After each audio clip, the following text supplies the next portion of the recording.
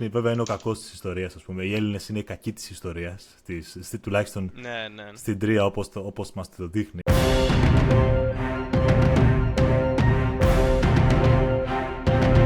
Καλησπέρα σας. Καλώς ήρθατε στο δεύτερο επεισόδιο του Project Glorious podcast, όπου είπαμε να αλλάξουμε λίγο το ρου.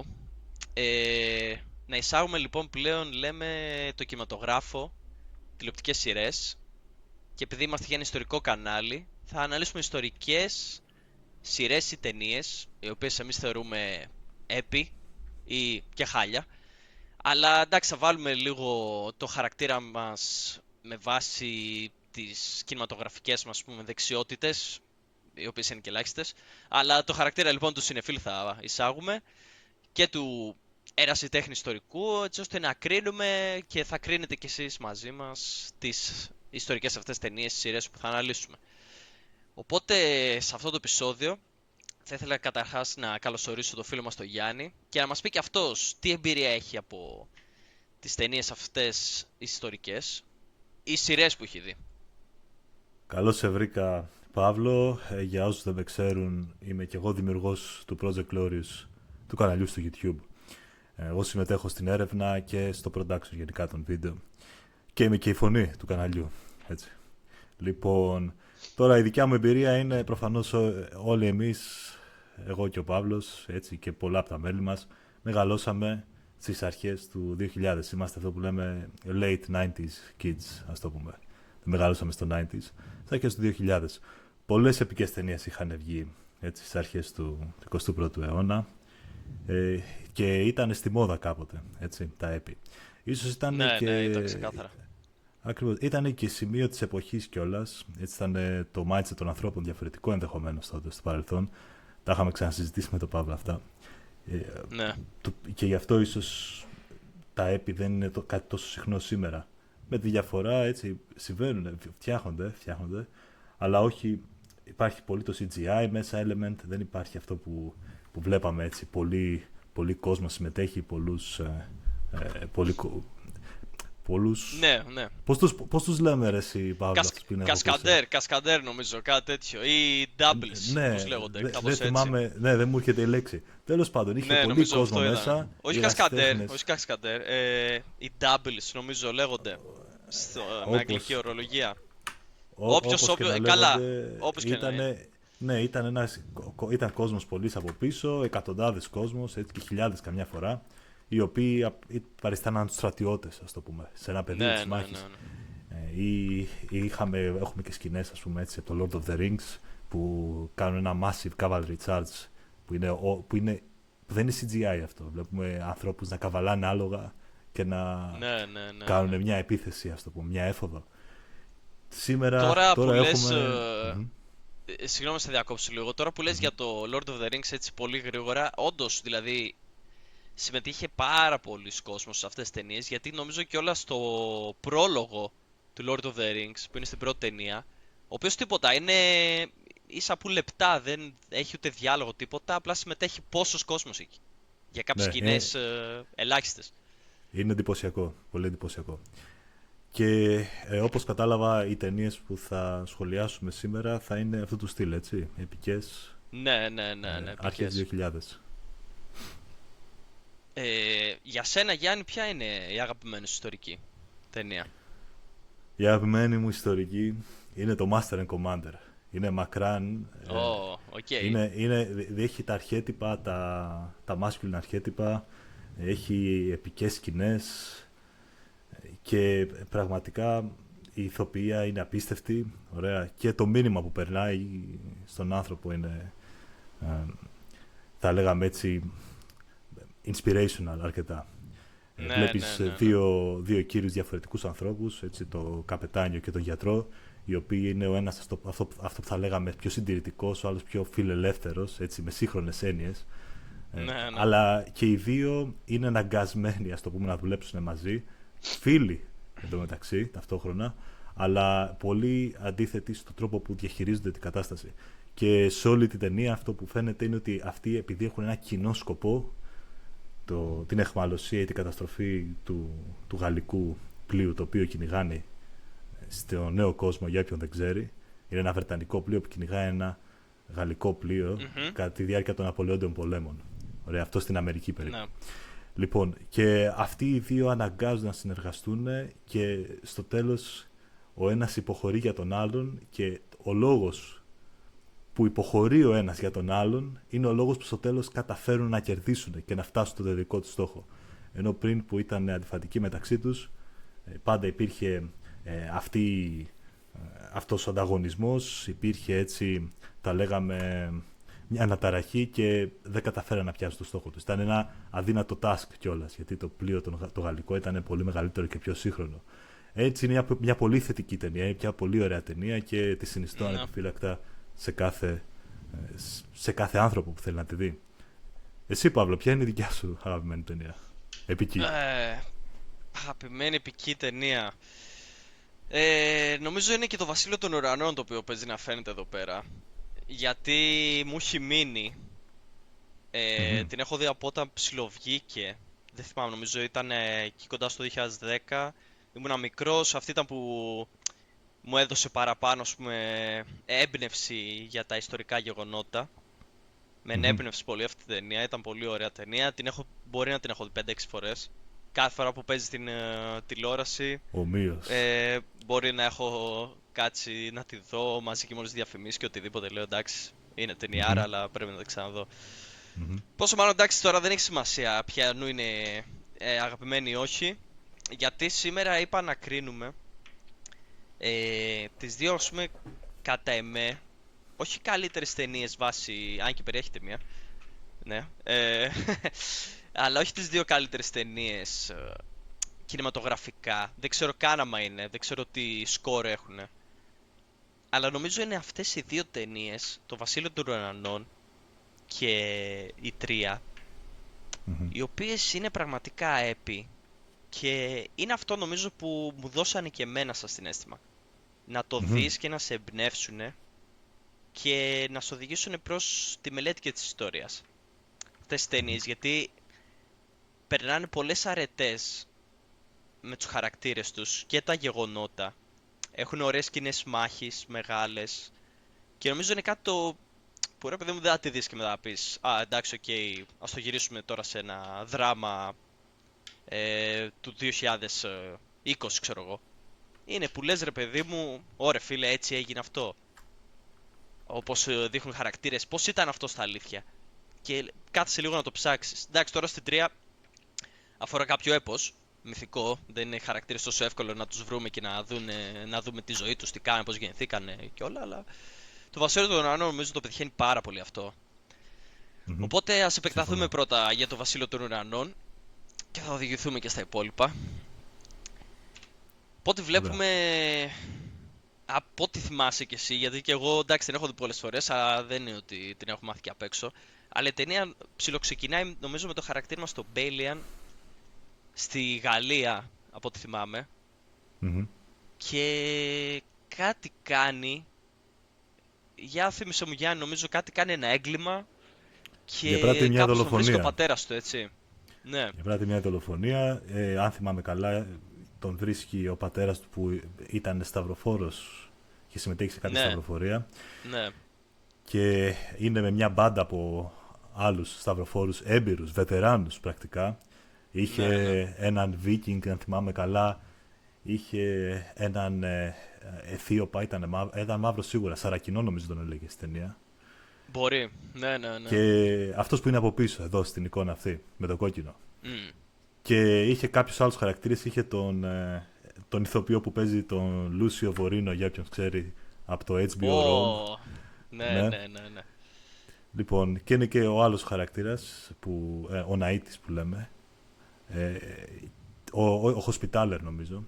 Και μπράβο, ναι, είναι αυτοί οι χαρακτήρες όλοι μαζί και λες αυτοί είναι οι πρωταγωνιστές της ταινίας. Έτσι ξεκινάει, λες αυτή ήρθε η μεγάλη μπάντα, λες εδώ πέρα, έχουν όλοι έτσι ένα πολύ ενδιαφέρον, φαίνεται να έχουν ένα ενδιαφέρον backstory ο καθένας δικό του, κάνουν εκεί τις συζητήσεις ας πούμε, παίρνουν τον Μπέλιαν μαζί τους, ωραία, και λένε να πάνε στους Άγιους Τόπους για να... δεν θυμάμαι το σκοπό, ας πω την αλήθεια, αλλά θυμάμαι σίγουρα πήγαν και το πήρα μαζί τους και ο Μπέλιαν πρέπει να πήγε μαζί τους για να αποφύγει να τιμωρηθεί, αν δεν κάνω λάθος. Ναι, ναι, κάπως έτσι νομίζω. Να αποφύγει να Μμμ, τιμωρηθεί. Εντάξει, τώρα δεν μμμ, θυμόμαστε πολύ καλά πώς πήγαινε η ταινία. Πόσο μάλλον είναι αυτό όμως που λες, ότι ξεκινάει η ταινία, σου έχει αυτούς τους χαρακτήρες, έχουν ένα ενδιαφέρον κτλ. Είναι και ο πατέρας ο οποίος παίζεται από τον Liam Neeson και εκείνη τη στιγμή, εντάξει, λες είναι ο Liam Neeson, είναι έτσι ένα επικό δράμα, κάτι θα δούμε ένα πολύ ωραίο από τον Liam Neeson. Ε, κι όμως πεθαίνει ο πατέρας του. Πεθαίνει ο πατέρας του και Ναι, πεθαίνουν και όλοι οι άλλοι χαρακτήρες που λες είναι οι main ναι, characters ναι, της ναι. ιστορίας αυτής. Και πεθαίνουν όλοι, έτσι, στην αρχή της Πεθαίνουν ταινίας. όλοι. Και από ό,τι θυμάμαι, ο Μπέλιαν μετά συνεχίζει, φτάνει στους Αγίους Τόπους, παθαίνει τρικυμία και απλά καταλήγει σε μια παραλία, συναντάει από ό,τι θυμάμαι μετά έναν Άραβα, ο οποίος έχει μαζί του έναν ευγενή μουσουλμάνο. Από ό,τι θυμάμαι, ο Μπέλιαν νομίζω σκοτώνει αυτόν τον ευγενή, έτσι όπως τον πετυχαίνει εκεί, μαζί με τον υπηρέτη του. Παίρνει τον υπηρέτη μαζί, όμως του δείχνει ίκτος στον υπηρέτη. Φτάνουν στην Ιερουσαλήμ, τον αφήνει ελεύθερο. Και εκεί αρχίζουμε και βλέπουμε λίγες πτυχές του Μπέλεν, οι οποίες είναι πιο... Πώς να το πω... δείχνουν μια τιμιότητα μέσα του, μια ανδρεία. Μμμ. Δεν χρειάστηκε να σκοτώσει τον άλλον. Τον πήγε εκεί, να πιει νερό, όλα αυτά. Είσαι ελεύθερος τώρα. Δεν μου ανήκεις, δεν έχω κάτι από σένα, δεν θέλω κάτι από σένα. Μμμ. Οπότε αυτό είναι το ωραίο. Συνεχίζει λοιπόν ο Μπέλαν και δείχνει μέσα από την ανδρεία του, τη τιμιότητά του, τις αξίες του, ότι αξίζει κάτι παραπάνω. Οπότε, όπως το βλέπουμε και στη φωτογραφία εδώ πέρα, μιας και είναι ο διάδοχος του οίκου του πατέρα του, παίρνει και αυτό που δικαιωματικά του αξίζει. Οπότε καταλήγει και σε ένα κάστρο, Μμμ. έτοιμος να το διοικήσει, τη δικιά του εκεί περιοχή και να το υπερασπιστεί. Μμμ. Και όπως φαίνεται και στην εικόνα, καταλήγουν και έρχονται. Θύμισε μου Γιάννη, νομίζω ο Σαλαντίν έρχεται εκεί πέρα. Ο Σαλαντίν πρέπει να είναι η εμπροστοφυλακή του Σαλαντίν, αν δεν κάνω λάθος. Μια τεράστια ορδή έτσι, από υπείς που Ναι. δεν ξέρω αν το έχει στο slide εδώ να το δούμε, αλλά αυτό είναι Όχι, όχι. πρακτικά Ναι. και είναι ο Μπάλιαν μαζί με 100 υπότες και πάνε και επιτίθονται μέσα. Μόνο και μόνο για να καταφέρουν να ξεφύγουν οι χωρικοί, οι οποίοι δουλεύανε τα χωράφια γύρω-γύρω, να μπουν μέσα στο κάστρο. Και αυτό δείχνει έτσι, Ναι. είναι άλλη μια φορά που βλέπουμε το χαρακτήρα του Μπέλιαν και ο λόγος που πήγε εκεί και είναι αυτό που θα λέγαμε η ρομαντική μορφή του τι θεωρούμε σταυροφόρο. Έτσι. Τι θεωρούσε τουλάχιστον ο κόσμος τότε. Μπορεί Ναι, σήμερα να ακριβώς. έχουν ένα κακό όνομα, κυρίως κακό όνομα, αλλά μην ξεχνάμε ότι πολλοί κόσμος και όλα σε εκείνη την εποχή πίστευε στα παραμύθια και πίστευε στον ηρωισμό και το τυπικό ήρωα, όπως είναι ο Άγιος Γεώργιος, έτσι, ο τυπικός ήρωας που πάει και σφάζει τον δράκο πάνω στο άλογο, Έφιπος. Λοιπόν, το ίδιο βλέπουμε και εδώ πέρα. Βλέπουμε τον Μπάλια να πηγαίνει μαζί με τους υπότες του και να πάνε να σώσουν τους χωρικούς. Έτσι, αυτό το ιδανικό, η αυτοθυσία για να σώσουν τους αθώους. Το ίδιο βλέπουμε, όπως είπες πολύ καλά και πριν, όταν πήγε ο Ευγενής, ο υποτιθέμενος Ευγενής μαζί με τον υπηρέτη του, έτσι, και του είπανε φύγε από τη γη μου, ας πούμε. Γιατί Ναι, ναι, και αυτός ναι. λέει: εγώ ήθελα να πιω ένα νερό, ήθελα να πιω λίγο νερό, ας πούμε. Και σκοτώνει τον υποτιθέμενο Ευγενή, που μαθαίνουμε ότι τελικά αυτός ήταν ο υπηρέτης και ο Ευγενής ήταν. Ναι, ναι, ναι. Ε, Ήταν μια συγκάλυψη εκεί πέρα. Ακριβώς, να προστατευτεί από άλλους, ας πούμε. Έτσι. Ναι. Λοιπόν, και του έδειξε ήκτο, όπως πολύ καλά είπες, και αυτός για αντάλλαγμα νομίζω τον πήγε στην Ιερουσαλήμ. Ναι, ναι, ναι. Μμμ. Εκεί καταλήγουν. Ωραία, ναι, Οπότε, και βλέπουμε αυτό το αρχέτυπο του ήρωα, έτσι, στον Μπέλιαν. ναι, ναι, ναι. Αυτή η σκηνή είναι πολύ χαρακτηριστική νομίζω της ταινίας, ο οποίος απλά πάνε έφυποι να αντιμετωπίσουν τόσους πολλούς, γιατί απλά πρέπει να το κάνει. Γιατί εκτιμάει τους υπήκοους του. Και λέει αυτό Μμμ. είναι, αυτό είμαι εγώ. Είμαι ένας υπότης τώρα, είμαι ο άρχοντας εδώ, πρέπει να προστατεύσω, δεν θα κρυφτώ πίσω από τα τείχη μου και θα τους αφήσω το ελαιός τους. Οπότε πάει και βλέπουμε την Μπράβο. επική σκηνή να είναι οι λίγοι εναντίον πάρα πολλών. Και απλά πηγαίνουν προς το βέβαιο Μμμ. θάνατό τους. Παρ' όλα Μμμ. αυτά, έρχεται αυτός εδώ ο κύριος, ο Βαλδουίνος ο τέταρτος της Ιερουσαλήμ, ο βασιλιάς, μαζί με όλο το στρατό. Και νομίζουμε εδώ που νομίζω είναι και ψηλό μέση της ταινίας, ούτε καν κοντά στη μέση. Και λέμε τώρα τι θα γίνει, θα έχουμε μια τεράστια μάχη. Μμμ. Θα γίνει μια τρομερή αναμέτρηση εδώ πέρα και μόλις είδαμε για αυτό το χαρακτήρα. Κι όμως έρχεται απλά ο Βαλδουίνος και συνομιλεί με τον Σαλαντίν και απλά του λέει μη κάνεις τίποτα, θα σκοτωθούμε όλοι εδώ πέρα. Κοιτάζονται, μιλάνε, καταλαβαίνει ο Σαλαντίν ότι νομίζω το ξέρει ήδη ότι είναι λεπρός από ό,τι θυμάμαι. Είναι λεπρός, σωστά. Ναι, και του λέει θα σου δώσω και τους γιατρούς μου, ανταλλάσσουν έτσι ωραίες κουβέντες. Τον αποχαιρετάει κιόλας στα αραβικά ο Βαλδουίνος και τίποτα, απλά οι στρατοί φεύγουν. Και Ναι. μετά έχουμε τις υπόλοιπες ας πούμε συναντήσεις με τους υπόλοιπους χαρακτήρες μας, αλλά βλέπουμε και εδώ τον Βαλδουίνο και που φέρει αρκετά ίδια χαρακτηριστικά με τον πρωταγωνιστή μας, τον Μπέιλιαν. Μας δείχνει και Σωστά. αυτό στο σωστό πρότυπο της τιμιότητας που λέγαμε προηγουμένως. Μμμ. Ναι, Όχι, όχι, αν πες πας εσύ, στο... αφήσουμε Ναι, την ναι, κυρία. υπάρχει εκεί όταν ανταλλάσσουν μια κουβέντα με τον Σαλαντίν, ο Βαλτουίνος, του λέει withdraw your army or we will all die here. Κάπως έτσι, Ναι, κάπως ναι. έτσι, θα το κάνω λίγο paraphrase.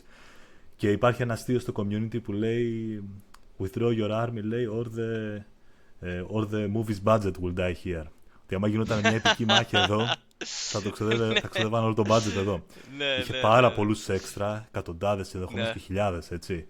Και είναι πολύ εντυπωσιακό ότι άμα δεις εδώ, στο κάθε φρουρό του Βαλδουίν από πίσω, ο καθένας έχει έτσι μια λίγο πιο διαφορετική πανοπλία, έχει έτσι ένα προσεγμένο κράνος, βλέπεις τις σημαίες, ο καθένας έχει μια διαφορετική σημαία από πίσω, κυματίζουν έτσι στον άνεμο, είναι απίστευτα επική, ας πούμε. Είναι πολύ επική Ναι, σκηνή, ναι, τη ναι, βλέπεις ναι. εδώ πέρα και γουστάρεις πολύ, ειδικά όταν είσαι μικρός και το βλέπεις. Ναι, ακριβώς. Λοιπόν, και υπάρχει, όπως το είπες, εννοείται η έννοια της εντιμότητας, έτσι, και του σεβασμού, κυρίως του αλληλοσεβασμού. Μπράβο, Ότι ναι. πάει, χαιρετιόνται και καταλαβαίνουν το βάρος της κατάστασης. Ωραία, λέει, θα τιμωρήσω τον Ρούι του Σατελιών, πώς λεγόταν ο κύριος ο Το οποίος έκρασε. Ρεϊνάλντ Ντεσατιγιόν, νομίζω. Ρενάλτ, Ναι, αυτός είχε ναι. κάνει ένα παράπτωμα. Μπράβο, λέει, θα τον τιμωρήσω, λέει, άστο στα χέρια μου, αποχώρησε το στρατό σου, τελειώνει εδώ. Και αυτό συνέβαινε και πολλές φορές στο παρελθόν, έτσι. Οι ηγέτες αποφεύγανε τις μεγάλες μάχες μεταξύ τους, γιατί ήταν Ναι, πολύ ρυψοκίνδυνες. Πολύ ρυψοκίνδυνες και μπορεί να χάσεις πολλούς ευγενείς, πολλούς στρατιώτες που είναι πολύτιμοι και μπορεί να πεθάνεις και ο ίδιος στη μάχη. Ωραία. ναι, ναι. Οπότε το βλέπουμε. Αυτό είναι χαρακτηριστικό και δεν είναι όπως στις ταινίες που βλέπουμε τυπικά συνέχεια μάχη, μάχη, μάχη. Δεν γινόταν αυτό τόσο συχνά. Είναι Όχι, όχι, όχι. ήταν η έσχατη λύση, ας το πούμε. Ωραία. Λοιπόν, ενδεχομένως ο Σαλαντίν στην ταινία να ήθελε να πάρει το φρούριο Τζακ Μπαμ χωρίς να προλάβει να αποφύγει τη μάχη, αλλά προφανώς δεν έγινε έτσι. Ναι. Οπότε είναι και αυτό που λες και ο σεβασμός που είχε και ο Σαλαντίν με τον Βαλδουίνο, ο ένας για τον άλλον. Οπότε δεν έγινε και τίποτα εκεί. Έχουμε και άλλους χαρακτήρες όπως είναι και η Σιβίλα, Σιβίλα, κάτι τέτοιο, η οποία είναι αδερφή από ό,τι θυμάμαι του Βαλδουίνου. Μμμ. Η οποία κιόλας νομίζω ήταν παντρεμένη με με ένα από τους Ναΐτες τους δύο, τον Κι Ντελουζινιάν, παίζει να ήτανε, νομίζω. Αυτό δεν το θυμάμαι καλά. Η οποία και αυτή έχει ένα πολύ ωραίο ρόλο στην ταινία. Είναι εκεί πέρα, είναι καλή σχέση με τον αδερφό της. Βλέπει τον Μπέιλιαν ότι είναι ένας τίμιος άνδρας. Βλέπει την ετοιμότητα που λέγαμε πριν μέσα. Την ανδρεία του. Τον ερωτεύεται και αυτός την ερωτεύεται. Έχουν ένα ωραίο love story που παίζει και στις ταινίες αυτές πολλές. Δηλαδή μας αρέσει να το βλέπουμε αυτό. Είναι ένα ωραίο κομμάτι σε όλη την ταινία. Μένει μαζί του μέχρι το τέλος, μέχρι την κατάληψη της Ιερουσαλήμ. Όπως έχουμε εδώ και άλλες επικές στιγμές από την πολιορκία που είναι μέσα, είναι υπερασπιστής ο Μπέιλιαν, κρατάνε, βγάζει ένα τέλειο λόγο, ένα λόγο που θα περίμενες από έναν ηγέτη εκείνη τη στιγμή, με όλες τις αντικσότητες που είχαν απ' έξω. Γίνεται και αυτό εδώ χαρακτηριστικό που είναι το τείχος και σπάει και ορμάνε οι άλλοι μέσα και αυτοί αντιμάχονται κρατάνε εκεί όσο μέχρι τον τελευταίο, δεν τους αφήνουν να μπουν γιατί πρέπει να το κάνουν, δεν τρέχει κανένας, είναι όλοι εκεί έτοιμοι να γίνει αυτό. Οπότε μετά καταλήγουμε προς το τέλος της ταινίας, η οποία θέλω Γιάννη εδώ να μου πεις, νομίζω είναι μια πολύ χαρακτηριστική ατάκα, τρομερή ατάκα της ταινίας. Δεν ξέρω αν είναι στα community και αυτό ως meme, αλλά για θύμισέ το μας. Η ατάκα. Μήπως αναφέρεσαι εκεί που λέει τι αξίζει η Ιερουσαλήμ. Ναι, ναι, ναι, ναι. Αυτό λέει. Τι αξίζει. Ανταλλάσσουν την κουβέντα τους. Λέει. Διαπραγματεύεται να φύγουν όσοι είναι χριστιανοί, αν δεν κάνω λάθος, από την πόλη. Ναι, ναι. Με τιμή, ας πούμε, χωρίς να τους πιάσουν. Και να τους αφήσουν να φύγουν τέλος πάντων σε χριστιανικά εδάφη. Το οποίο και αυτό γινόταν, έτσι. Διαπραγμάτευση να φύγει το γκάρισον που λέμε της πόλης. Δηλαδή ο στρατός που προστατεύει μια πόλη, που οι αμυνόμενοι διαπραγματευόντουσαν με τον επιτιθέμενο, έτσι, την ειρηνική τους αποχώρηση. Και ήταν έντιμο την εποχή να μην παραβιαστεί αυτό. Όπως βλέπουμε σε κάτι άλλες ταινίες. Κάποιες αξίες δεν είναι τόσο βάρβαρα όλα και τόσο τρελά επειδή είναι πόσα χρόνια πίσω. Δεν είναι και ρεαλιστικό.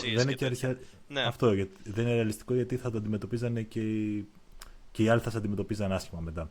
Δεν είναι όπως βλέπουμε π.χ. στο Game of Thrones που διαπραγματεύονται να φύγουν από το. Για όποιον το έχει δει, διαπραγματεύονται να φύγουν από το φρούριο οι αμυνόμενοι και στο τέλος τους πιάνουν καθώς φεύγουν και τους σκοτώνουν, τέλος πάντων, τους βασανίζουν. Λοιπόν, αυτό δεν γινόταν ιστορικά τόσο συχνά, δεν αποκλείεται όμως να γινόταν. Ωραία. Τέλος πάντων, αυτό που γίνεται, διαπραγματεύονται να φύγουν οι αμυνόμενοι και ρωτάει ο Μπάλιαν τι αξίζει η Ιερουσαλήμ. Και λέει ο Σαλαντίν nothing. Και μετά γυρνάει everything. Έτσι. Κάνει και τις γροθιές του εκεί πέρα, το δείχνει δηλαδή πολύ παθιασμένα. Ναι. Και είναι σημαντικό, δηλαδή ήταν σήμανση. Δηλαδή πήρανε, άμα τη στιγμή που πέρασε στα χέρια των μουσουλμάνων η Ιερουσαλήμ, πάει να πει ότι όλο το happy hour, ας πούμε, ό,τι ήταν οι σταυροφόροι κάποτε έπαυσε να υπάρχει. Τώρα αλλάζει το ρόλο. Τώρα περνάει η δύναμη στα χέρια των μουσουλμάνων. Ωραία. Αυτό πιστεύω ενδεχομένως να σημαίνει. Έτσι, ήταν μια νέα εποχή. Πάει, τελείωσε. Πάντως και εκεί που λέει αυτό everything, και είναι ο τρόπος που το λέει ο Σαλαντίν, είναι και ο τρόπος που κάνει τις διαπραγματεύσεις. Δεν σου περνάει. Δεν σου περνάει η ταινία τη λογική ότι ο Σαλαντίν είναι ο κακός, ο μοχθηρός μουσουλμάνος. Και φανταστείτε κιόλας αυτό. Κάλλιστα θα μπορούσε το Hollywood να περάσει αυτό το πρότυπο. Δεν είναι πολλά χρόνια μετά, ας πούμε, τους δίδυμους πύργους. Κάλλιστα θα μπορούσε να κάνει τους μουσουλμάνους μοχθηρούς και τόσο κακούς, και ο Σαλαντίν είναι ο τύραννος εδώ που πάει να καταλήψει όλα τα χριστιανικά βασίλεια και να τα διαλύσει και να επικρατήσει μόνο ο μουσουλμανισμός. Και πάλι όμως σου δείχνει σεβασμό σε αυτόν που μου δείχνει σεβασμό, εντιμότητα, και ο Σαλαντίν έχει και αυτή την επική στιγμή που και όλες οι ταινίες δηλαδή το συγχρονίζουν μαζί και με τη μουσική που παίζει από πίσω και το κάνει έτσι ακόμα πιο δυνατό σαν συναίσθημα και μας δείχνει ότι ο Σαλαντίν ήταν όντως ένας σπουδαίος πολέμαρχος, ηγέτης κι αυτός. Και αναγνώρισε τον Μπέλιαν, που περνάει όλη η ταινία ότι ο Μπέλιαν είναι και αυτός αυτό. Από απλός έγινε ο σπουδαίος. Ναι, ο Σαλαντίν, αν δεν κάνω λάθος, κιόλας είχε ξεκινήσει σαν σκλάβος. Ναι. Είχαν ένα είδους σύστημα το οποίο πέρανε σκλάβους, συγκεκριμένα Τούρκος κιόλας, τουρκικής καταγωγής.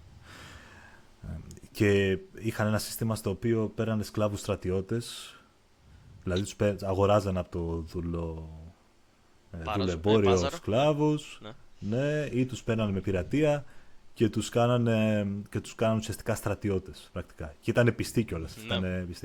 Και έτσι ο Σαλαντίν είχε ξεκινήσει από το 0 πρακτικά, έτσι, σαν σκλάβος, και πρακτικά έγινε ο ηγέτης του Σουλτανάτου, ας το πούμε. Ωραία, είδε στη δικιά του δυναστεία, αν δεν κάνω λάθος. Λοιπόν, οπότε βλέπουμε παραλληλισμό των δύο χαρακτήρων, έτσι. Είναι έτσι και ωραία η φωτογραφία εδώ πέρα αυτή, έτσι. Όπου είναι Είναι δύο παράλληλοι χαρακτήρες, ας πούμε, με τη φωτιά από πίσω, έτσι είναι ωραία σκηνή. Και γι' αυτό εγώ πιστεύω ότι ο Σαλαντίν, ενώ έχει όλα αυτά τα χαρακτηριστικά που είπαμε, ότι πραγματικά κακοί είναι αυτοί εδώ, οι Ναΐτες, Μμμ. στην ταινία. Στους δείχνει ότι δολοπλοκούν όλη την ώρα πίσω από τον Βαλδουίνο, γιατί ξέρουν ότι είναι άρρωστος, πότε θα πεθάνει, ποιοι θα πάρουμε εμείς τον ηγετικό ρόλο. Και όλα εδώ νομίζω είναι ο Γκί, αυτός, ο Γκί δεν είναι. Γκίντε Λουζινιάν, ναι. Ναι, Γκί Ντελουζινιάν. Νομίζω σφετερίζεται και όλα στην ηγεσία μόλις πεθαίνει ο Βαλδουίνος. Υπονομεύει συνεχώς τον Μπέλιαν. Νομίζω μονομαχούνε και μια στιγμή. Γενικά ο Μπέλιαν, από ό,τι θυμάμαι, κάπου Δεν στους θυμάμαι τις δρόμους της λεπτομέρειες. Ιερουσαλήμ. Ναι, ναι, ναι. Και κιόλας ο Γκί κάνει και το τεράστιο λάθος μέσα σε όλη την αλαζονία του και με τα παραπτώματα που έχει κάνει και ο Ρέιναλντ προηγουμένως, ένας κόκκινο τρίχης, πορτοκαλό τρίχης νομίζω επίσης Ναΐτης, ο οποίος πεθαίνει από ό,τι θυμάμαι, τον τιμωρεί ο Βαλδουίνος. Και πάει ο Γκί λοιπόν και στέλνει όλο το στρατό, αυτό που δεν είδαμε πριν να γίνεται, τον στέλνει όλο το στρατό κατά των μουσουλμάνων. Μέσα στην έρημο, χωρίς τροφή, με τη ζέστη. Μας το παρουσιάζει έτσι λίγο η ταινία, οπότε καταλήγουν στο σίγουρο θάνατό τους. Όπου νομίζω και εκεί πεθαίνει και ο Γκί, που τον πιάνουν οι μουσουλμάνοι. Οπότε μας δείχνει τη κακή μεριά των σταυροφόρων. Μέσα από τους Ναΐτες. Μέσα από την Κοίταξε, αλαζονία αυτή, μέσα από το πλούτο που έχουν και όλα αυτά. ναι, Ναι, κοίταξε. Ιστορικά δεν ξέρω αν σφετερίστηκε όντως το θρόνο ή αν το διαδέχτηκε νόμιμα. Δεν θυμάμαι τη λεπτομέρεια. Ωστόσο, ο χαρακτήρας που του δείχνουν στην ταινία, εντάξει, ταινία είναι, δραματικοποιείται, ας ναι, πούμε. ναι, ναι. Οκ, χρειάζεται villains και ήρωες. Ωραία, ιστορικά δεν είναι τα πράγματα τόσο μαύρα και άσπρα. Ωστόσο, ο Ρέιναλντ Ντεσατελιών, που αναφέρουμε, ήταν όντως ένας πειρατής, έτσι πρακτικά. Ήταν σε ένα φρούριο πάνω σε ένα βουνό και έκανε ό,τι γούσταρε και μάλιστα κανείς, και όλοι τον απεχθάνονταν στο βασίλειο, έτσι, στο βασίλειο της Ιερουσαλήμ. Ούτως ή άλλως, κανείς δεν τον γούσταρε. Γιατί αυτός πήγαινε και προκαλούσε μόνο προβλήματα. Έκανε επιδρομές, πειρατείες κλπ. Ο Γκίντε Λουζινιόν, όπως ανέφερες, στέλνει το στρατό να πάει να πολεμήσει. Και πάει μαζί με το στρατό, έτσι. Πάνε και κάνουν Ναι, μάτς ναι. μέσα στην έρημο. Ωραία. Χωρίς supplies, ας πούμε, έτσι το δείχνει η ταινία και ψήθηκαν μέσα κάτω από τον ήλιο. Ιστορικά τα πράγματα είναι λίγο πιο πολύπλοκα. Ο Σαλαντίν επιτέθηκε στο βασίλειο της Ιερουσαλήμ, αν δεν κάνω λάθος. Επιτέθηκε σε κάτι πόλη, της έθεσε υπό πολιορκία και υπήρχαν διάφοροι όμηροι μέσα σε αυτές τις πόλεις. Και μάλιστα νομίζω ο μέλη της οικογένειας αυτών των ευγενών. Οπότε αυτοί πήγανε ουσιαστικά να κάνουν relief το siege που λέμε. Πήγανε να διώξουν ουσιαστικά τον Σαλαντίν και ο Σαλαντίν ουσιαστικά τους έστησε ενέδρα μες στην έρημο. Η μάχη κράτησε για αρκετό καιρό, δεν τελείωσε μέσα σε μια στιγμή. Ήταν ένα war of attrition, ας το πούμε. Τους έκοψαν τα supplies από πίσω, δεν είχαν μαζί τους ένα supply line μεγάλο μέχρι την πόλη, το οποίο να τους προμηθεύει με νερό και φαγητό. Οπότε σιγά σιγά έτσι τους εξόντουσαν, ας το πούμε. Στην ταινία δείχνει ότι ο Γκί και ο Ρέιναλντ τους πιάνει εχμαλό τους ο Σαλαντίν. Ωραία, μετά τη μάχη. Ναι. Που έτσι έγινε. Και προσφέρει νερό ο Σαλαντίν στον Γκί. Ο Γκί ενδεχομένως να φοβάται τη δηλητηρίαση, δεν ξέρω γιατί, δεν ξέρουμε γιατί στην ταινία. Α, ναι, ναι, ναι, ναι. Μπράβο, Ναι. δίνει το νερό στο Ρέινολντ. Και αυτό λέει: δεν το έδωσα σε σένα και του κόβει το λαιμό, ας πούμε. Γιατί ουσιαστικά Α, ναι, μπράβο, από εκεί πεθαίνει σεβασμό, Ναι. ναι, από σεβασμό έδωσε το νερό στον άλλο βασιλιά. Λέει: δεν σκοτώνουμε βασιλιάτες έτσι, με αυτόν τον τρόπο, ας το πούμε. Πάλι είναι αυτό που λέγαμε η εντιμότητα. Γενικά η ταινία κατηγορείται ότι είναι αντιχριστιανική, ας το πούμε. Εγώ δεν το πιστεύω τόσο πολύ, γιατί βλέπουμε χριστιανικά Όχι, στοιχεία ναι. σε διάφορους χαρακτήρες. Ωστόσο αυτή είναι μια ανακρίβεια η οποία, εντάξει, είναι καθαρά ανακρίβεια, ας το πούμε. Ο Γκί δεν ήταν Ακριβώς αυτό αυτό που που λέμε. έλεγες, Γιάν, δεν νομίζω ότι είναι αντιχριστιανική και έπεσες ακριβώς στο επόμενο slide, Μμμ. το οποίο είναι ακριβώς ο λόγος η οποία δεν είναι αντιχριστιανική η ταινία. Και είναι ο κύριος εδώ πέρα, που κάθεται δεξιά από τον Μπέλιον. Ναι. Αριστερά του μάλλον στην ταινία, ναι, τον λέει δεξιά εδώ. Ο Μμμ. οποίος από ό,τι θυμάμαι, Γιάν, είναι και όλα στην αρχή της ταινίας. Πολύ σωστά. Νομίζω παίζει να είναι και μαζί με τον πατέρα του, με τη συμμορία αυτού του πατέρα του.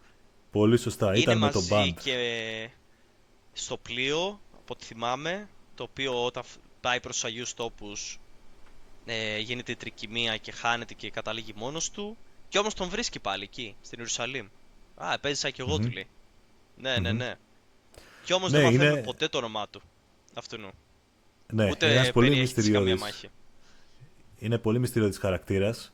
Τον βλέπουμε στην αρχή έτσι με την μπάντα του πατέρα του και έχει μια πολύ χαρακτηριστική στιγμή. Πάει με το άλογο και διασχίζει ένα ποτάμι. Καθώς όταν του στήσανε νέδρα εκεί πέρα, έτσι, που πεθαίναν όλοι οι χαρακτήρες αυτοί.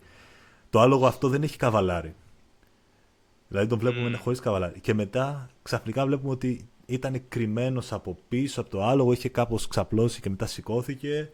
Αλλά άμα το δεις στη σκηνή καλά, άμα την κοιτάξεις, άμα την παρατηρήσεις, δεν υπάρχει κάποιος που να το καβαλάει. Έστω και έτσι ξαπλωμένος, Ναι, ναι, ενώ τη ναι. βλέπουμε. Οπότε ενδεχομένως, και νομίζω έχει επιβεβαιωθεί κιόλας από τους παραγωγούς της ταινίας, ότι Ναι. αυτός ήταν, ας το πούμε, σαν ένας άγγελος. Ή αν όχι άγγελος, κάποιος άνθρωπος ο οποίος είχε φτάσει σε τέτοιο πνευματικό επίπεδο, ο οποίος είχε τέτοια εμπιστοσύνη στο Θεό και που τον έβλεπες πάντα με ένα χαμόγελο, πάντα ήταν εκεί να συμβουλεύει τον, Μπράβο, σωστά. τον Συμβούλευε, πρωταγωνιστή. σίγουρος για αυτά που λέει. Καθοδηγούσε όπως έπρεπε Σωστά. τον Και, Μπέιλιαν. και λέει σε ένα σημείο, θα το κάνω λίγο paraphrase, δεν το θυμάμαι ακριβώς, που ήταν ο Μπέλιαν και λέει, είχε το δίλημμα, έτσι. Το οποίο δίλημμα δεν το Ναι, έπεσε κανέναν, αλλά αυτός το κατάλαβε ότι είχε ένα δίλημμα μέσα του. Που είναι πολύ εντυπωσιακό και πολύ έτσι ενδιαφέρον. ναι, ναι, ναι.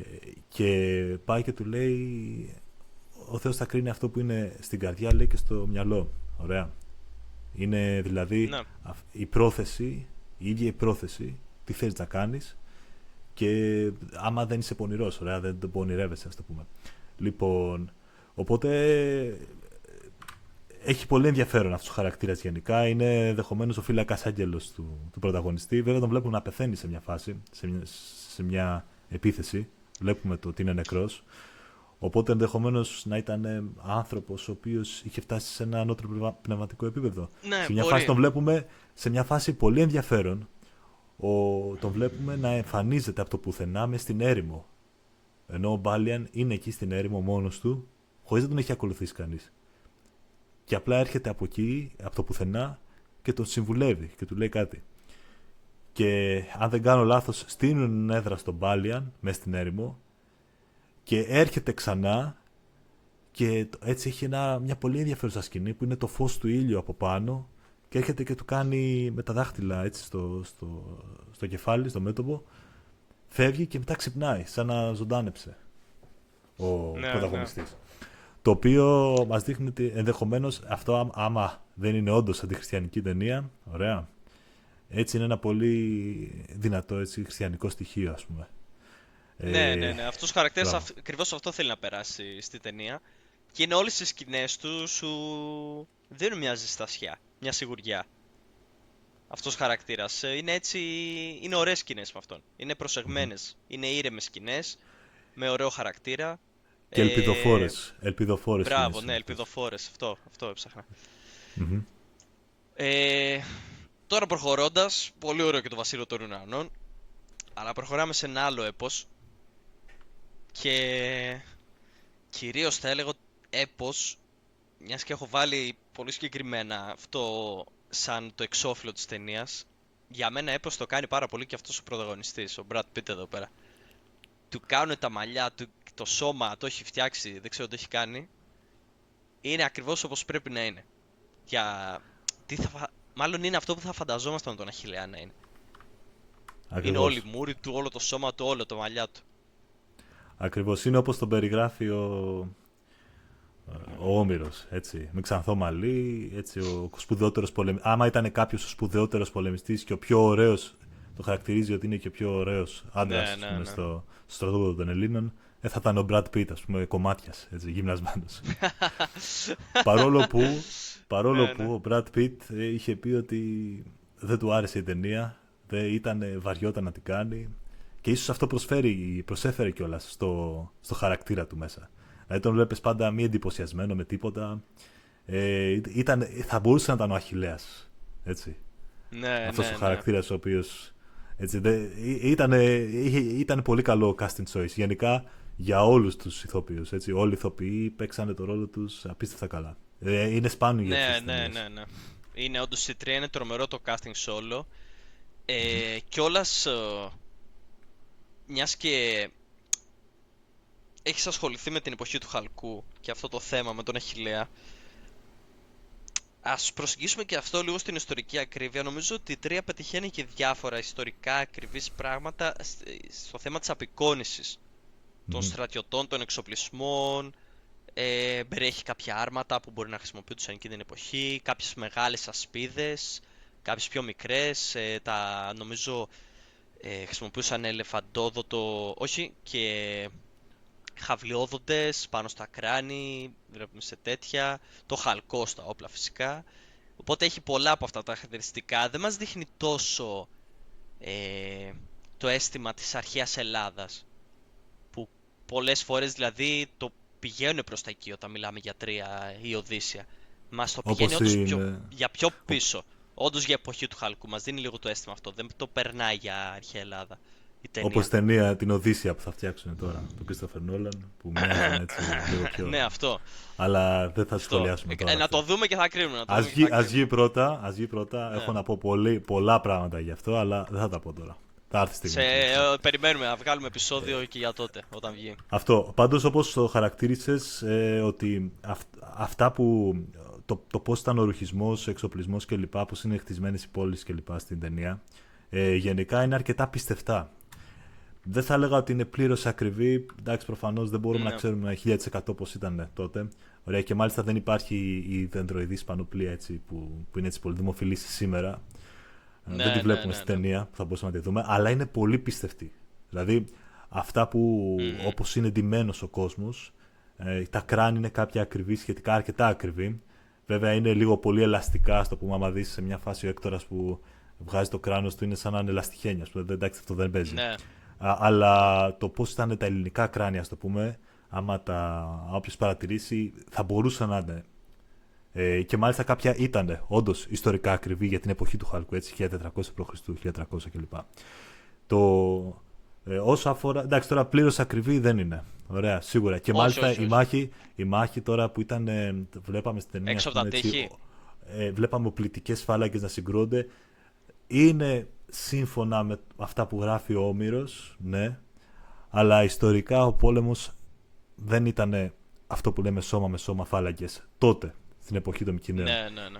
Ίσως υποψιάζομαι να γινόταν πιο παλιά, πάλι στους Μικηναίους, 15ο αιώνα, 16ο αιώνα π.Χ., αλλά όχι προς το τέλος, δηλαδή 13ο, Όχι στην 12ο. ύστερη εποχή του Όχι στην Χαλκού. ύστερη εποχή. Ναι. Τότε είναι μια εποχή που βλέπουμε πιο μικρές ασπίδες, βλέπουμε να χρησιμοποιούνται πιο κοντά ξύφοι.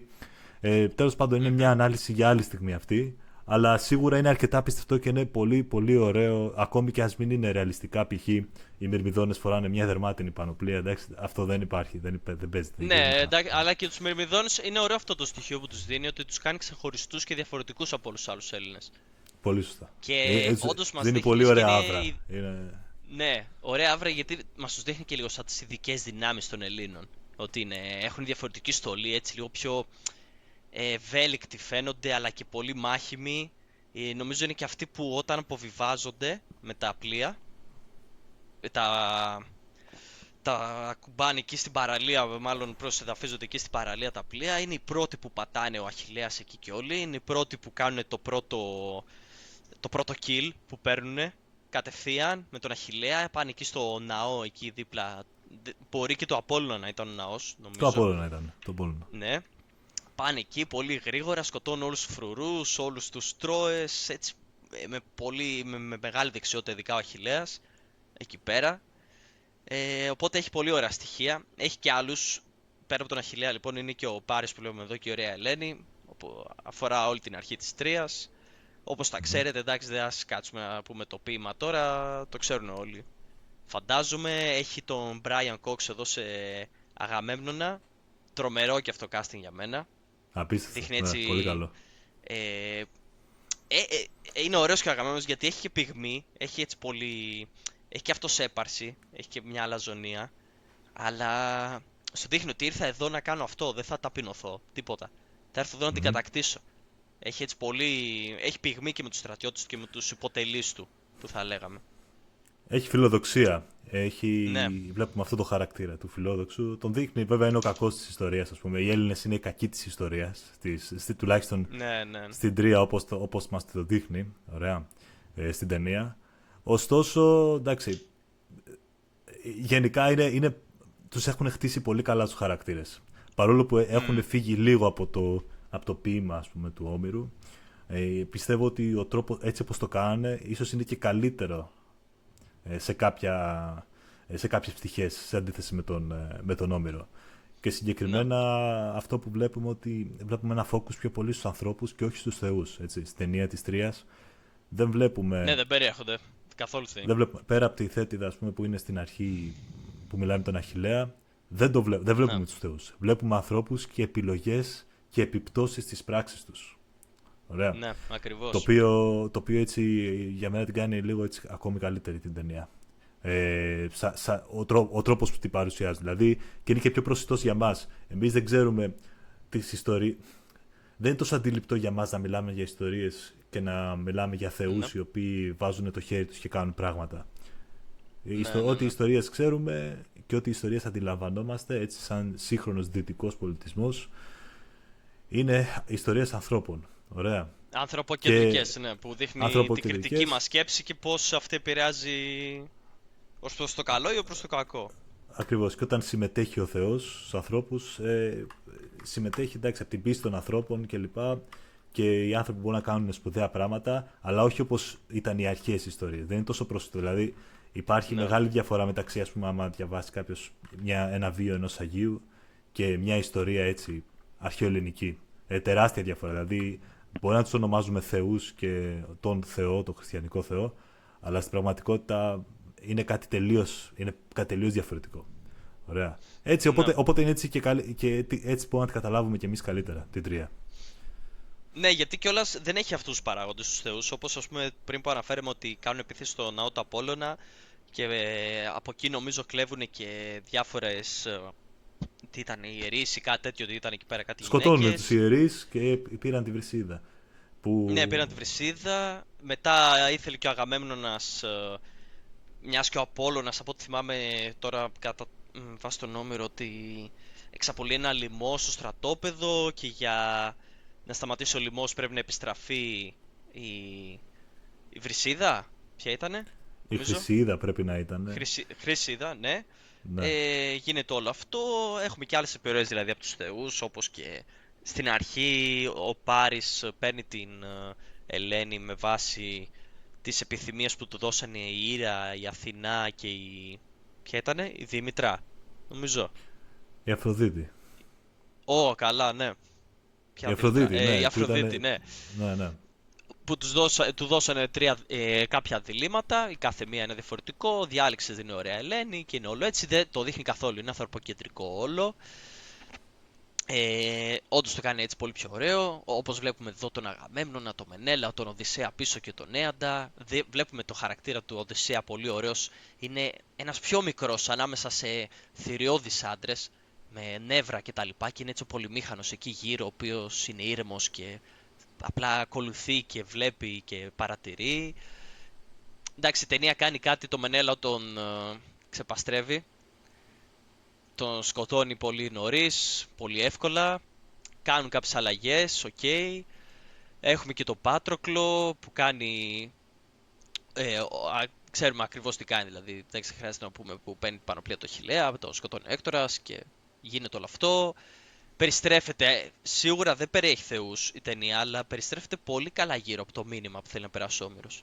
Μέσα από όλο Μμμ. το θυμό που μεταμορφώνει σε μένος το Αχιλλέα, μέσα από το θάνατο του Πάτροκλου, εξαπολύεται το μένος του πάνω στον Έκτορα, πεθαίνει και ο Έκτορας, κάνει όλα αυτά τα έσχη πάνω στο σώμα του Έκτορα, έρχεται ο Πρίαμος, γίνεται όλη η συγχώρεση εκεί κρυφά μέσα στη σκηνή του Αχιλλέα, μεταξύ τους, τα περνάει όλα αυτά. Δεν νομίζω ότι παραλείπτει κάτι από το γενικό μήνυμα, έτσι Γιάννη. Το κεντρικό μήνυμα της Ηλιάδας είναι αυτό, έτσι, το μήνυμα της συγχώρεσης. Το ότι πήγε ο Príamos, έτσι, και παρόλο που μπορούσε να σκοτώσει τον Αχιλλέα, τον ευνηδίασε στη σκηνή του, πήγε και του ζήτησε συγχώρεση και του λέει: δώσε μου το γιο μου πίσω και να το θάψω σαν άνθρωπο. Και, Ναι. και με τη συγχώρεση που έκανε αυτός στον Αχιλλέα, και επειδή ο Αχιλλέας είδε τον εαυτό του, έτσι, είδε τον πατέρα του, ας πούμε, μέσα στον Príamo, ωραία, και κατάλαβε ότι και αυτός θα καταλήξει εκεί που κατάληξε, τον έδωσε πίσω τον Έκτορα, και αφού του δείχνει στη σκηνή, έτσι, του δείχνει στη ταινία, ότι έκλαψε κιόλας εκεί. Σε μια παράδοση, δεν θυμάμαι ποιος πάει στον κάτω κόσμο, δεν μου έρχεται τώρα στο μυαλό, κάποιος πηγαίνει στον κάτω κόσμο σε μια χελωνική παράδοση και βρέπει τον Αχιλλέα. Και ο Αχιλλέας ο Οδυσσέας ρε εσύ νομίζω. Ο Οδυσσέας είναι. Ο Οδυσσέας νομίζω, ναι, που βλέπει τον Αχιλλέα στο κάτω κόσμο και ότι είναι ο βασιλιάς του κάτω κόσμου, κάπως έτσι. Εγώ ξέρω την εκδοχή ότι είναι ο Αχιλλέας και μετανιώνει για αυτά που έκανε, για όλα όσα έκανε. Και λέει, και του είχε πει μάλιστα, καλύτερα να ήμουν πίσω, να μην είχα φύγει ποτέ για την Τρία. Ότι ήταν μάταιο, όλο αυτό ήταν ματαιόδοξο. Δηλαδή ο Αχιλλέας πήγε στην Τρία από ματαιοδοξία καθαρά. Να είμαι ο καλύτερος, να λένε το όνομά μου, να με αναγνωρίζουν. Αυτό ήταν μια ματαιοδοξία, ας πούμε, ένα ματαιόδοξο εγχείρημα. Ίσως όχι ότι το γεγονός ότι συμμετείχε πιο πολύ, αλλά η οργή του, έτσι, και ότι μετά το είδε ότι ήταν θεός επί του κόσμου, ας πούμε, έκανε τη γούσταρε. Ωραία, η οργή του έτσι τον οδήγησε να πράξει αποτρόπαια πράγματα. Ωραία. Μέχρι και οι δικοί του σύντροφοι τα θεωρούσαν, δεν θεωρούσαν ότι ήταν σωστό αυτό που έκανε. Οπότε περνάει το μήνυμα, έτσι, ότι ο Αχιλλέας καταλαβαίνει, εν πάση περιπτώσει, ότι όντως αυτό που έκανε ήταν λάθος, έδωσε τον Έκτορα, ωραία, και στο τέλος μας δείχνει η ταινία ότι πάει να βρει τη Βρυσιίδα να τη σώσει, ας πούμε, και να φύγει από το...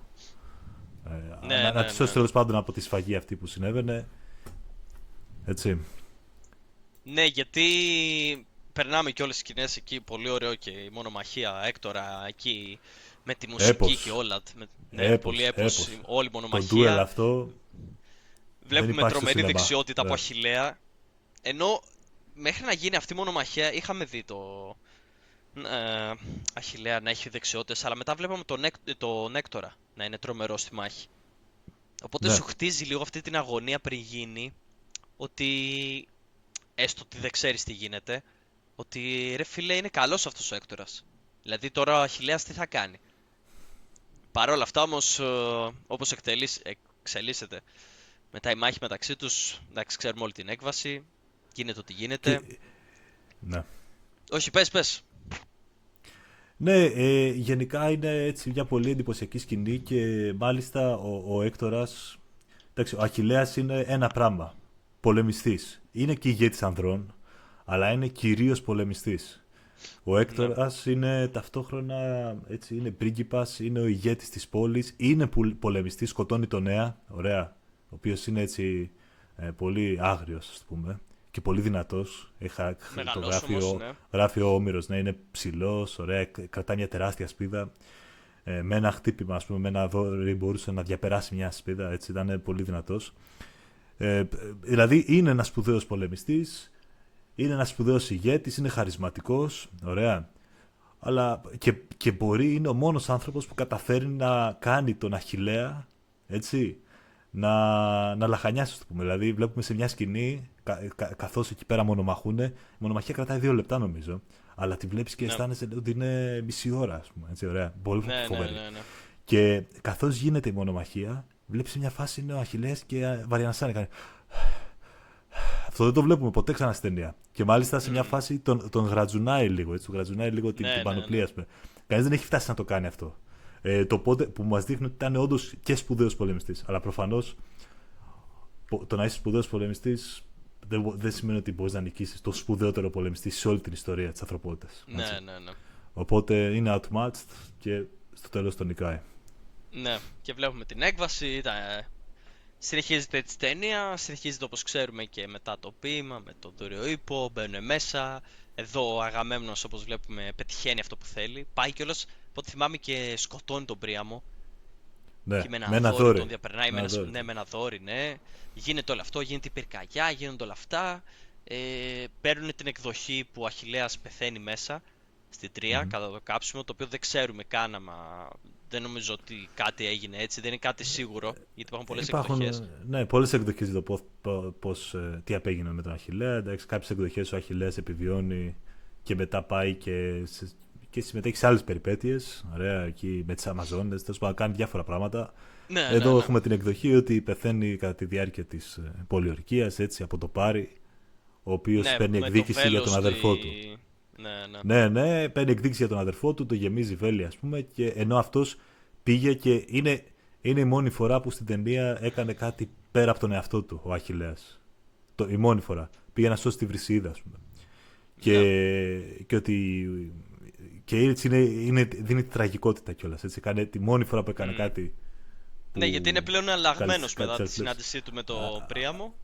Ακριβώς. Και μετά σε όλη την λαιλασία εκεί που γίνεται, αυτό πάει να τη σώσει και Δεν τον νοιάζει εν ούτε να πάει να τέλει... κλέψει, ούτε να πάει να λαιλατίσει, ούτε να κάνει τίποτα.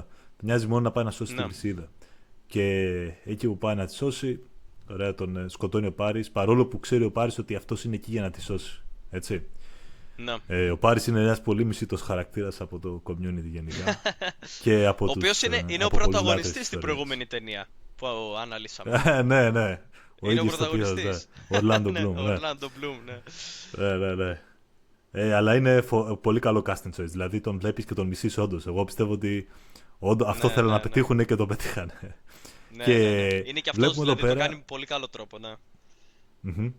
Και βλέπουμε εδώ πέρα έτσι τον Brian Cox εδώ πέρα με τα χέρια ανοιχτά, με το ξύφος. Τον δείχνει πολεμιστή στη ταινία, έτσι, το οποίο του δίνει μια ωραία χρειά. Δηλαδή δεν είναι ο βασιλιάς ο οποίος κάθεται πίσω και δίνει εντολές. Ναι. Που παρόλο που τον κατηγορεί ο Αχιλλέας ότι είναι αυτό το πράγμα. Αλλά έτσι είναι έτσι μια ενδιαφέρουσα λεπτομέρεια. Έτσι όπως είπες, σκοτώνει και το Πρίαμο κιόλας με το δώριο ο ίδιος. Ναι, ναι, ναι. Μμμ. Εν μέρει σε κάνει λίγο η ταινία να χαίρεσαι για τον Αγαμέμνονα. Γιατί το παθιάζεται τόσο πολύ σε όλη την Το ταινία. βασιάζεται, το νιώθει, ναι, ναι. Το νιώθει τόσο πολύ και εκεί εντάξει που το πετυχαίνει, λες εσύ και εντάξει, έλα, μπράβο σου, ωραία, άντε, έγινε. Κάπως. Συμφωνώ. Οπότε, νομίζω από ό,τι θυμάμαι κιόλας στη ταινία τελειώνει κάπως έτσι με αυτή τη σκηνή, με τον Οδυσσέα Μμμ. και είναι το πτώμα του Αχιλλέα, από ό,τι θυμάμαι. Κάπως έτσι και τελειώνει. Ναι. Νομίζω άμα θυμάμαι καλά ή αυτό, άμα είναι τη σκηνή με τον Πάτροκλο που γίνεται αυτό. Με τον Αλλά Αχιλλέα νομίζω είναι κάπως... στο τέλος της Ναι, ταινίας. με τον Αχιλλέα είναι. Και όλος άφησα αυτή τη τελευταία για να κλείσουμε με τον Οδυσσέα, ο οποίος είναι ο πιο underrated νομίζω εκεί πέρα στη Μμμ. ταινία. Γιατί εντάξει, από ό,τι ξέρουμε αυτός σχεδίασε, έφτιαξε εκεί το δωριοείπο, όλα αυτά. Μετά έχουμε και το δικό του το έπος με την Οδύσσια. Είναι εκεί αυτό που είπαμε και πριν, ότι είναι ο ήρεμος, όχι τόσο γυμνασμένος κτλ, αλλά ο πολυμήχανος. Μμμ. Και Και τελειώνει στο κάπως έπος έτσι και... μάλιστα, ναι, Ναι. στο έπος μάλιστα να προσθέσω εδώ ότι έφερε από την Ιθάκη, έτσι, έφερε πολύ λίγα πλοία. Δεν ήταν αυτούς που φέραν τα πολλά, το τεράστιο στόλο, αλλά η συμμετοχή του ήταν ανεκτήμητη, έτσι, δηλαδή χάρη στη πολυμηχανία του καταφέραν και μπήκαν μέσα στην Ναι. Τρία, έτσι, και την κάψανε. Και υπάρχει και το εξής αστείο που το λένε όλοι. Ωραία, είναι η μόνη ταινία που ο Σον Μπιν επιβιώνει στο τέλος και πεθαίνουν όλοι οι άλλοι. Ενώ συνήθως πεθαίνει αυτό στην αρχή. Έτσι. Όντως, ναι. Ναι.